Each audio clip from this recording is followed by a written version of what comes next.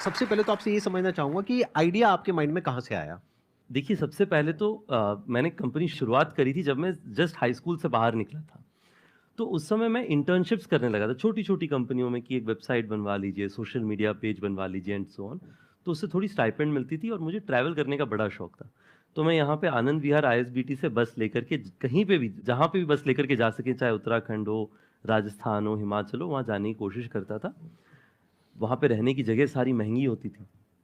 तो मुझे छोटी-छोटी गेस्ट हाउसेस, हॉलिडे होम्स इस तरह की जगह मिलती थी जिनको जनरली लोगों ने डिस्कवर नहीं किया होता था, पर आपको ₹300, ₹500, ₹800 में ठीक साफ-सुथरा जगह मिल जाता था।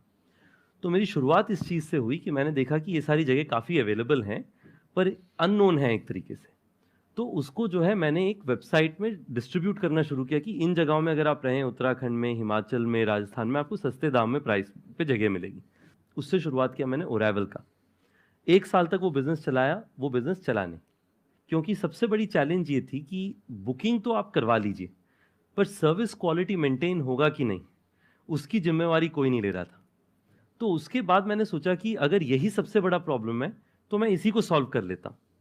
तो जो पहली गेस्ट हाउस, कई सारे जो हमारे पास छोटे गेस्ट हाउस गुड़गाँव में भी हमारे साथ जुड़े थे, उनमें से एक को मैंने कहा कि आप जो है, आपकी प्रॉपर्टी को मैं सर्टिफ़ाई करूँगा, थोड़ी क्वालिटी इंप्रूव करूँगा, जिससे आपकी ऑक्यूपेंसी बढ़े और मैं ज़िम्मेवारी लेकर के हर 2-3 दिन आके आपकी प्रॉपर्टी चेक करूँगा, ऑडिट करूँगा और पहले 1-2 महीना तो मैं ही आपका front office manager, check in, check out, cleaning सब कुछ मैं ही देखूँगा। उनकी प्रॉपर्टी में टोटल ऑक्यूपेंसी 20% से कम चलती, सिर्फ शादियां जब होती थी साउथ सिटी वन एरिया में गुड़गांव में, तब शादियों में उनकी प्रॉपर्टी यूज की जाती थी, उसके अलावा खाली रहता था। तो उन्होंने कहा कि मुझे आप पे ऐसे तो भरोसा नहीं हो रहा है, क्योंकि अगर मैं लगा हुआ हूं इतने समय से और उसके बाद प्रॉपर्टी में ऑक्यूपेंसी नहीं आ रही, तो आपके आने पे कैसे ऑक्यूपेंसी बढ़ जाएगी। पर ठीक है, मेरा जितना अभी सिचुएशन इतना बुरा ऑक्यूपेंसी का, इससे बुरा तो और हो ही नहीं सकता, जो होगा इससे बेहतर ही होगा। तो चलो, आपको मैंने कुछ महीने के लिए प्रॉपर्टी दी, आप चलाइए, देखिए क्या होता है क्या नहीं होता है। अब उस प्रॉपर्टी में हमने 3 चीज़ें करी। सबसे पहला चीज़ हमने ये किया कि मैंने जाकर के ऑनलाइन वेबसाइट्स में देखा कि कौन-सी प्रॉपर्टीज़ टॉप रैंक में आती हैं बजट वाली। मैंने देखा कि उन सब की फ़ोटोज़ और इंटीरियर्स अच्छे होते हैं। तो इंटीरियर्स में जो व्हाइट लाइट थी, उसको इस तरीके का मैंने वार्म लाइट से रिप्लेस कर दिया और 2-3 पेंट लगा दी।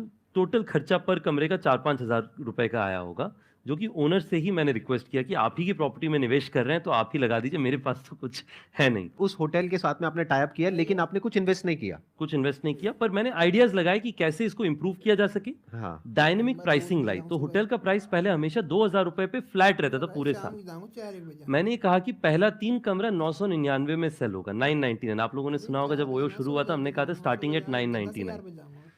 उसके बाद में पहला 3 रूम 999 पे बिक जाए, उसके बाद हर रूम पे मैं 100 से 150 रुपीज़ बढ़ा देता था प्राइस।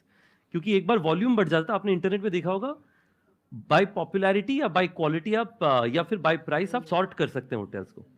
तो मेरा होता था कि बाय प्राइस पहले सॉर्ट करके 3 बुकिंग आ जाए, जिससे फिर बाय पॉपुलैरिटी में हम टॉप रैंक में आ जाएंगे, तब ज्यादा प्राइस बन जाएगा। प्लस ये भी एक और इसका बेनिफिट है कि अगर 999 में कोई रुका है और उसको वैल्यू मिल गई 2000 की, तो वो रिव्यूज अच्छे मिलेंगे, तो वो करेक्ट, रिव्यूज में भी आप टॉप पे आने लग जाओगे, बिल्कुल। जिससे कि रिव्यूज भी मिले जल्दी से जल्दी। और उससे आपका जो रिव्यूज में आप टॉप रैंक में आने लग जाएंगे। राइट। तो सिर्फ इससे जो है मैंने पहला होटल शुरू किया। पहले महीने के एंड में यादव जी की प्रॉपर्टी 90% प्लस ऑक्यूपेंसी में पहुंच चुकी थी।